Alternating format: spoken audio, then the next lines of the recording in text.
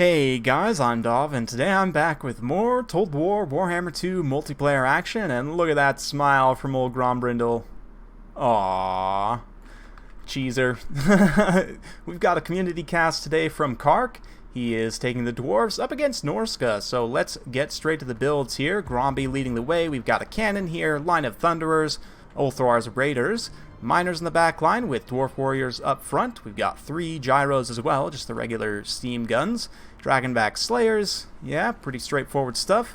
For Norsca, we've got a whole bunch of Marauder Hunters with throwing axes, very interesting.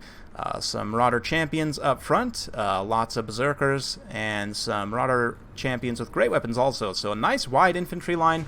Wulfric leading the way along with some Sorcerers, all on foot. Interesting. Shaman Sorcerers with just Plague of Rust there, just Fireball there.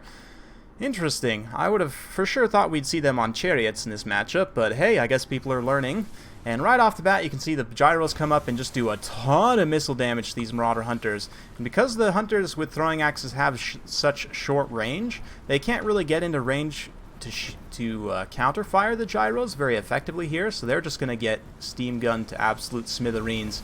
Oh man, they do get a volley there, but you can see because the missiles are a little slow, the gyros are able to pull back out of range there. Some nice, really nice play from the gyros with from Kark up front, able to do a ton of damage. This Marauder Hunter's already just about routed off, and one more volley might just do it.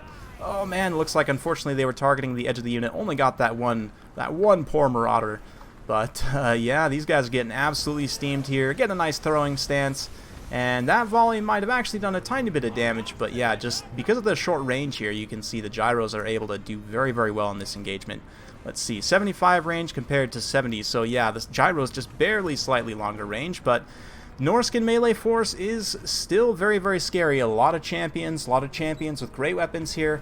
Not a lot of melee stopping power from the dwarves, so they're going to be relying a lot on their missile units to get the work done here. We'll see how that plays out, but the cannon able to just about take down the fire sorcerer here, which, you know, pretty good. The fireball is definitely a danger to the cannon itself, so yeah, definitely want to try and take him out, kind of like on our counter artillery fire, and he is just about done for. Meanwhile, the gyro's doing a great job. Honestly, though, at this point, they probably need to turn to start firing on the champions, as the champions are getting ready to generate some great value here. You can see Dwarf Warriors matched up against the shielded champions. Even though the Dwarf Warriors, you know, the shielded champions, I should say, don't have AP, they just have better stats all around, so they will win that engagement eventually. The great weapon champions here just about to get on some Thunderers, and oh man, those Thunderers running, but they're not fast enough. Champions are actually pretty fast in terms of, I guess 35 actually isn't that fast. Never mind, don't mind me. Ulthrar's Raiders getting into range though to start chucking some axes. That huge missile damage hopefully we'll be able to do a little bit here, but yeah, the Thunder is just getting compromised very quickly as the dwarves don't have that many infantry units. The gyros are able to kind of see off these Marauder Hunters here though. That's pretty good value. They're going to sort of chase them, and the Shaman Sorcerer is at this point shattered, so the cannon can switch now to another target. But you can see here, again, there's just not enough infantry units to hold back everything that the Norscans are bringing to the table, and as a result, these Thunderers are getting cut through pretty bad. 2 units just about down already. Meanwhile, over here, this unit is a little bit mismicroed into melee, and this unit here able to get a really nice angle to shoot into these champions from the side, and they are taking a lot of damage. But the champions with great weapons just about to get into the Thunderers themselves, so despite the fact things are looking pretty good for Grombrindle at this point, the missile line's collapsing pretty quickly, and there's not a lot of infantry left really to deal with to what's here. Granted, the Royal Dawi Air Force is still at work, just chasing around these hunters at this point, trying to keep them from coming back. But ultimately, he is going to need them to get in here and start doing some work, because the Norscans are going to start to pull this back a little bit as they cut through missile units. You can see the Thunderers here getting a nice bead to shoot into the back of those champions, but Berserkers, of course, who are very, very fast for infantry, are going to get in here and start to cut through these Thunderers. So, in a tough situation. Definitely a tough situation, but so far so good. I mean, I missed it, but Grombrindle was able to smoke bomb Wulfric there and get him in melee. And yeah, the flash bomb from Grombrindle is the main reason that you bring him, honestly. It's you know, obviously the speed component is massive and the melee defense component as well, so you can really drag down a high value, fast moving target. I really like that pick, especially in this matchup against potential Chariot Lords, but you can see here the focus on range for the Dwarves has ultimately cost them, as they didn't have enough to protect, and these Thunderers are at this point routing. Grombrindle has no fear, has been popped map wide to keep everyone unbreakable, but at the same time, there's just so little left. I mean, GROMBI himself is fighting. He does still have these 3 units of GYROS as well, but pretty much all of his other units on the ground have been shut down, so it's a little bit of a rough situation for old Grombrindle at this point. We'll see what he can pull out here in the late game. We'll kind of get some close-ups as these miners duke it out with champions here. Obviously, champions have much better combat stats, but yeah, looks like a nice Plague of Rust going to be used here on these Dwarf Warriors. A little bit odd as they were running into some great weapons there, but Grombrindle able to do some good damage here. He is starting to take a bit of damage himself. He's up to 19 kills so far. So we'll see.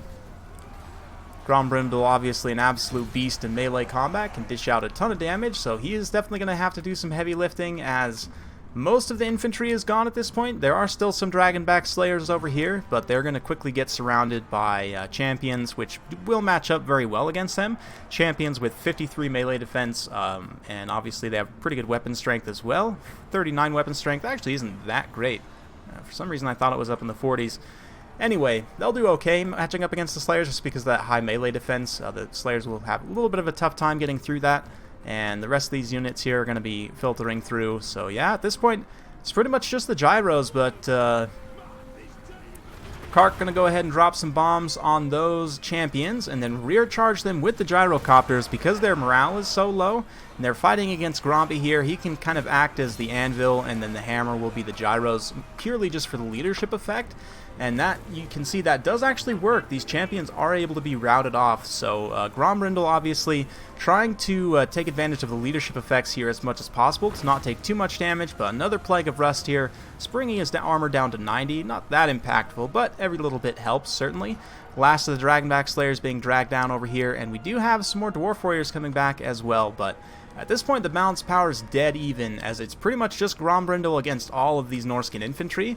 There are still a few shots left on the steam gun that can kind of fire into the back here, but Kark being pretty aggressive at this point with his GYROS, obviously trying to give Grombrindle some support so he doesn't die too quickly. But at this point, these champions have got quite a few kills, a lot of XP chevronage as well going on. They're again going to get rear charged by those GYROS and routed off, just rinse repeat again. So we'll see how long this works. I mean, this blob's about to get a lot bigger as these shielded champions come in, and of course shielded champions with their better melee defense will be able to hold up against those rear charges a little bit better. But the steam guns will do great against the low armor berserkers, so nice bombing run here as well. Beautiful stuff. Oh man, those steam guns just absolutely roasting these berserkers here. So the berserkers probably won't last too long. The champions, on the other hand, with their 80 armor, will hold up a little bit better against the steam guns. The steam guns will still do decently against them, but 80 armor is okay. It's not amazing, but you can see there that with the Plague of Rust, Grombrindle is taking a little bit more damage. Nice bombing runs from the GYROS, getting those champions' leadership very, very low at this point. And oh man, the steam guns are just devastating in this kind of late game blob situation. More bombing runs and beautiful cinematic shots at this point as Grombrindle is holding up the way here. Uses that flash bomb to lower the melee defense of all these troops so that the GYROS, you know, with their 30 melee attack, they actually have 66 weapon strength and a 25 charge bonus. So on the charge here, they can actually do some okay rear charge damage. And yeah, they're going to get in and try and get some work done. They do still have a little bit of ammo left, so it may have been more worthwhile to sit up in the air, but you can see Grombrindle's getting so low at this point. I can understand why he was charging down, you know, to try and bail him out if they can. Try and lessen the damage that he's taking, but at this point the Norscan troops are also very low on leadership. Remember, Wulfric is long gone, and yeah, the steam guns are able to get some good damage in at this point. And look at this trust unit of Dwarf Warriors as well, rallying to the cause of Grombrindle. Grombrindle himself is taking a few hits here, he's getting very, very low, but one more bombing run. Get some nice damage in. This GYROS probably stayed a little bit long. It's going to start dropping unit models here pretty soon. but he just needs something to force up a blob for the gyros to charge into and to fire into. But, I mean, despite the fact that gyro just lost a model there, it looks like one just blew up, the other is going to rear charge. Will they be able to rat off those champions? Oh man, this is going to be a super tight finish. You can see GROMBI down to 10 HP actually gets cut down by those champions. And will that be enough to finish off the dwarves? This gyro has been cut down to only 1 unit model, but you can see the champions are very low also. There's mostly just this 1 unit left that's relatively healthy, and so the gyros are going to start to focus on them, and they should be able to finish them off. We'll see. Regardless, it's been a super epic battle, so a big thanks to Kark for submitting this one. And yeah, these steam guns are going to fire in. One last rear charge here. Will it be enough? You can see the champion's leadership gets very, very low. These dwarf warriors holding out. The dwarf warriors may rout actually at this point. So yeah, we're going to fast forward a little bit through this late game as the gyros continue to just fire in on these champions. And you can see eventually the champions do get low enough.